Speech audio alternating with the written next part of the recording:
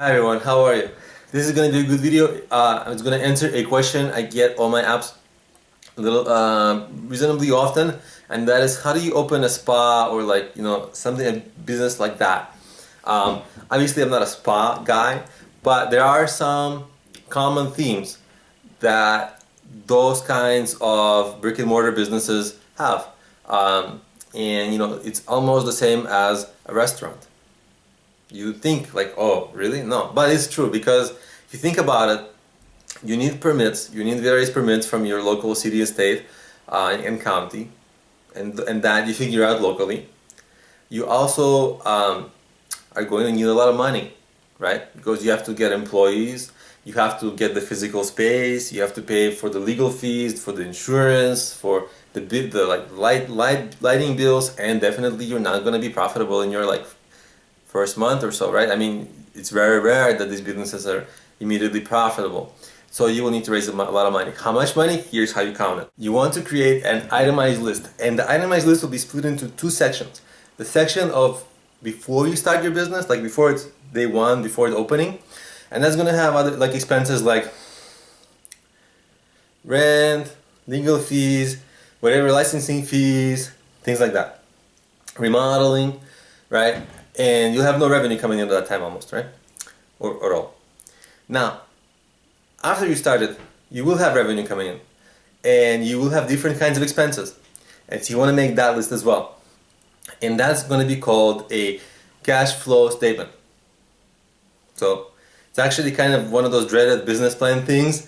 But it's simple, as you see, it's really simple, right? But what the cash flow statement will allow you to do is understand how much money you will need to raise. And it's going to be many months, right? You will need to give yourself runway of 9 to, I would say, almost 18 months of after you have opened your business, and you want to start the business financially ready with that sum, because you certainly do not want to start the business being like month 3 and realize I'm running out of money, I have to close and I cannot pay the next month's rent. And trust me, if you're struggling and you're month 3 and you run out of money, there are almost no fundraising options for you except terrible, terrible loan options that you do not want to take. Okay? Investors not going to really get into that kind of a business. Is extremely risky at that point, and maybe you certainly don't want to get even your friends and family involved in that, because I mean, bad shape. So what you really want to do is make sure that you have enough financial runway so that you can get the business figured out, the marketing happening, all that.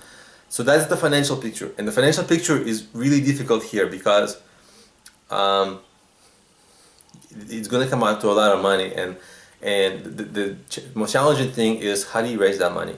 And I have a number of videos explaining different fundraising techniques, donations, loans, investments, grant, creative techniques, whatever. A lot of videos, but still it's not easy, right? So, okay, let's say you're able to come up with that money. What's next? Where do you open this spa, right? So the neighborhood, which is essentially, you have to look at the neighborhood where you're going to open the spa, and you're going to have to look at who's living there. And that is your target market. And of course, if you see my videos, I always emphasize the target market and a deep understanding of them, right?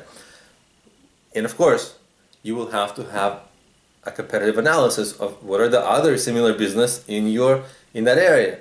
And here's the trick. If there are a lot of such businesses, are you going to be able to compete? How will you be different? I mean, it's in this kind of a business, it's a little bit difficult to differentiate. If there is not a lot of competition, why not?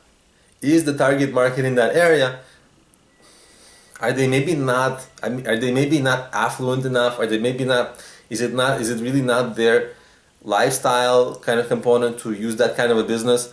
So why isn't there, if there's many or too few other spas in the area, why, right? Are you going to be able to compete? And are you going to be able to generate demand?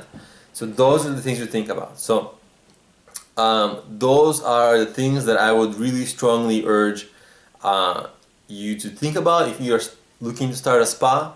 And of course, the most challenging thing about this kind of a business is to raise the initial capital. So, and it's actually one of the hurdles that makes almost everyone who wants to create a spa not start a spa, because it's really difficult to get that money. So it's almost, you know, you almost have to have a long-term sort of fundraising plan, understand how much money you will need to raise, and then really figure out how to get that money to get started, because that's the biggest real hurdle, and it's really hard to get that money. So that's what I would really urge you to focus on, is the fundraising for this business. So thanks for watching, guys. I hope it was insightful. I hope it was helpful. Please subscribe to my channel, and of course, if you're starting a business, I have created mobile apps which help you start your business.